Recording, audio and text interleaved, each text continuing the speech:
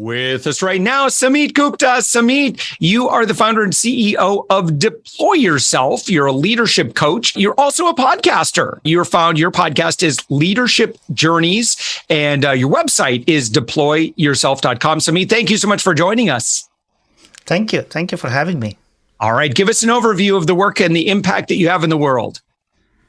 Yeah, so I help leaders and business owners to get their organizations to the next level of success, to connect what they really want to achieve and then get there, right? Because I think connecting with your biggest dreams, wildest dream is itself a challenge. But once you can see that, then helping them get there through the process is what I'm good at, what I've done for myself and what I help others do. Yeah. Where do you see most leaders stumbling? I think being stuck with in a short-term problem that they don't even see that there is something which they desire so deeply. To give you an example, I started working with a leader 6 months ago, and the challenge was work-life balance, right? But once we got that out of the way in the first couple of months, this person has left his job, now started a crypto startup. They're hiring people, they're raising funds. So they are operating at a much larger scale, which was not even on their horizon. And not to mention what differences they have produced in their family life and their relationships. So once you see what really is driving you, once you see the hidden desire, that unlocks a lot of energy, unlocks a lot of motivation, and that can take entire organizations to the next level.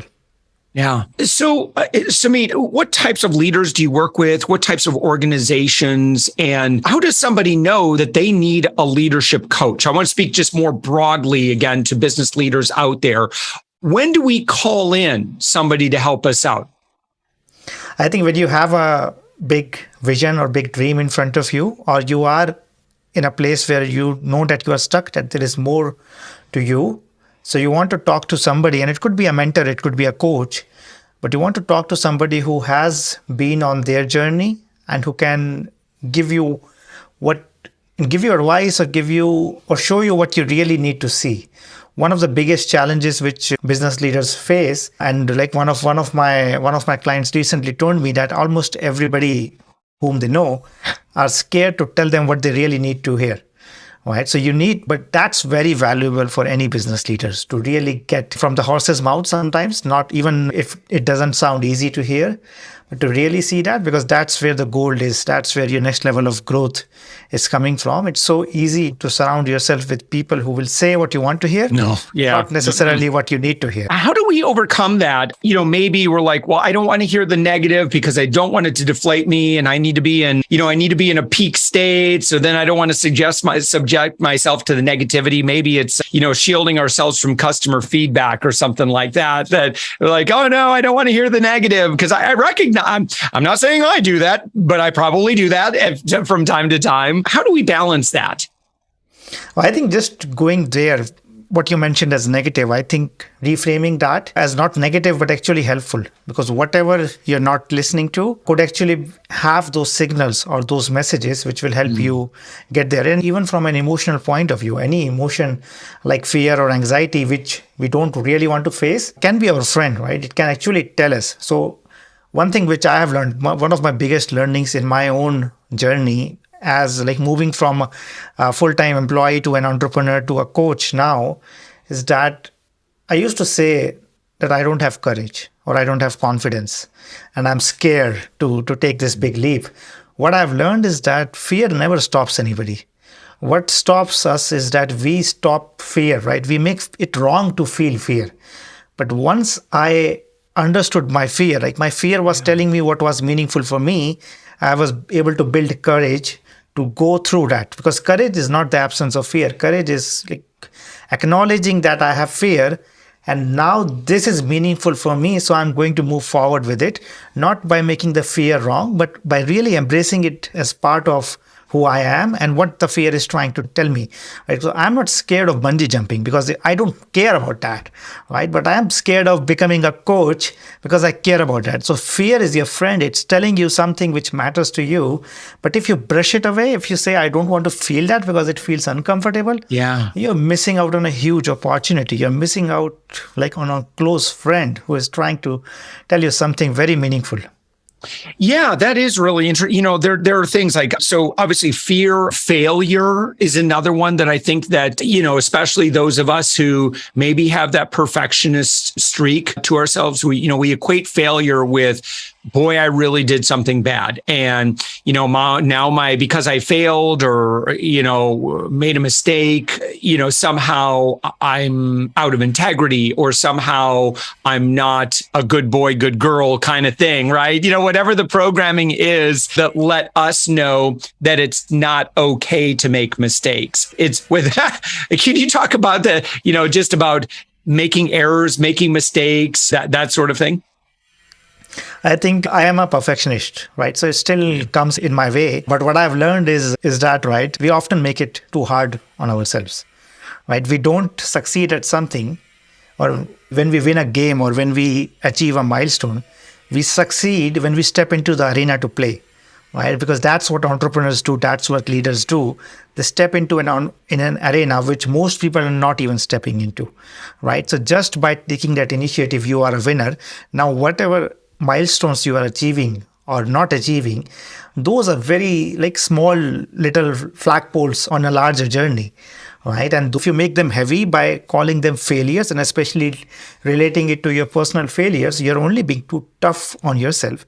So realizing that you're already a winner, you're already a player and achiever because you are stepping on the journey which most people are not even stepping on to. That's right. Acknowledging that and then moving forward, learning from the failures or the setbacks or the missed milestones to focus on the larger journey, because you didn't start on this journey for just that one milestone. There's something bigger.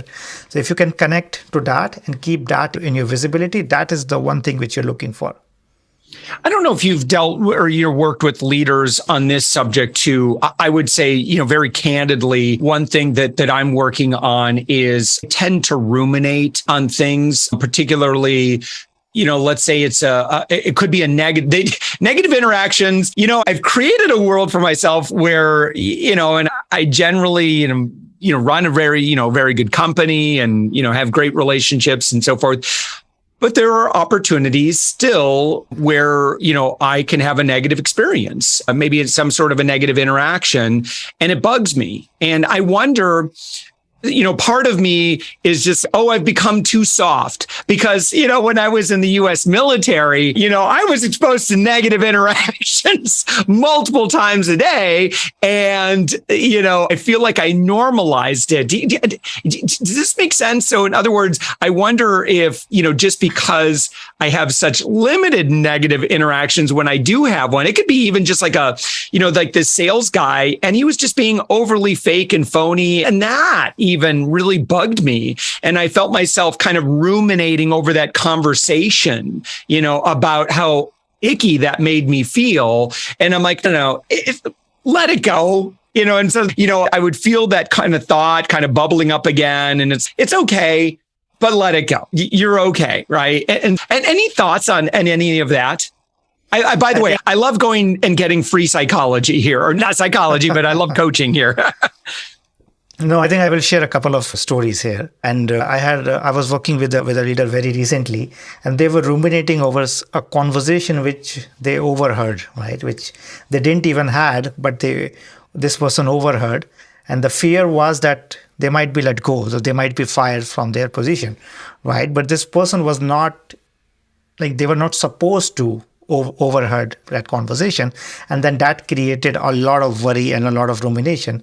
And what I really try to show this person is that, right, you as a leader, as every leader, you have a responsibility, you have a commitment that you have taken on. And then in this given moment, are you actually taking care of that responsibility by ruminating, right? Or are you trying to change something which you cannot change? But that's like changing the weather. Like the weather is sunny and I want it to be rainy or the other. You can only ruminate until you realize that it's futile, right? And it actually takes you away from what you have committed on as a leader. For the moment this person realized, there was a sense of lightness and there was a sense of laughter that, okay, this is something which I shouldn't even be know. And now I know that, but it's actually making it worse for my role. So they were able to bring a level of presence and show up with courage to their or responsibility to their commitment. rather than what their fear was. And this made a huge difference. And the second thing is, again, separating out, right, the personal from the external. So even if a worst case scenario happens, we often tend to ruminate or worry about a worst case scenario. But even if a worst case scenario happens, if you just give yourself a few minutes, most people will basically plan it out that the outcome is not as bad as they are fearing it to.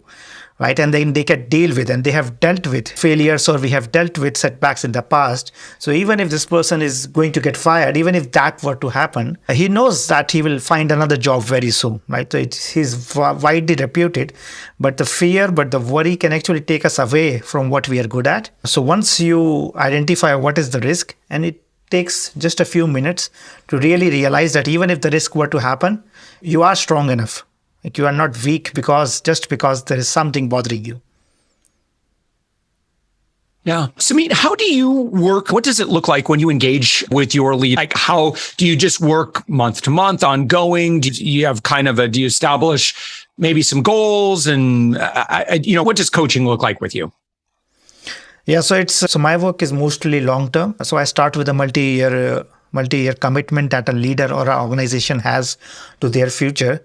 And then we slowly build up over that with the shorter time frames. Like I might start with a 6 months engagement, but I have a very clear understanding of where that leader or that organization want to be in a few years.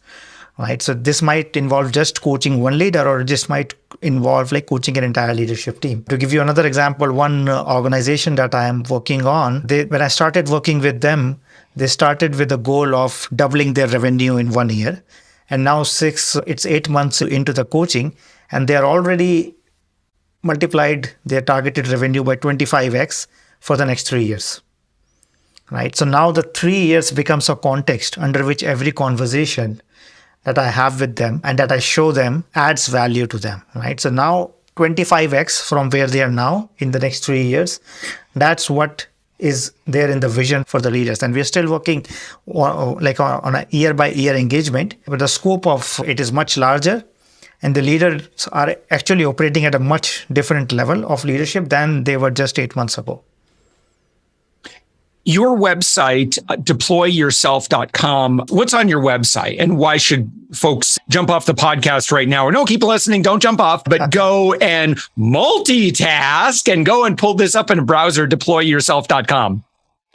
So Deploy Yourself is a website which I have been writing on for the last 12 years. So even much before I became a coach, I was an entrepreneur myself. I was a leader in technology companies myself. So I have been writing my reflections on leadership. So there's a lot of wisdom there, a lot of lessons which I have learned, a lot of humble experiences. In addition to that, as you mentioned, right, I have a podcast where I interview leaders to really connect with their journeys, like how they came to be where they are today, and to bring that humanity out of it, because I think good leaders and good human beings are two synonymous terms, but we don't often see that is like in the busyness of work.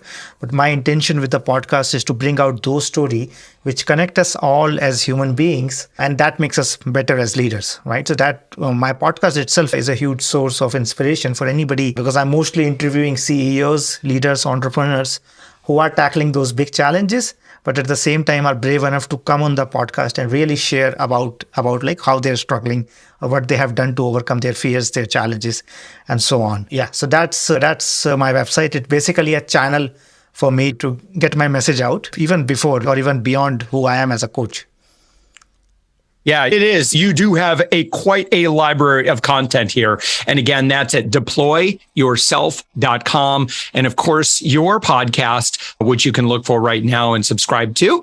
Sumit Gupta, thank you so much for the conversation. Thank you for the advice. And thank you so much for being a guest.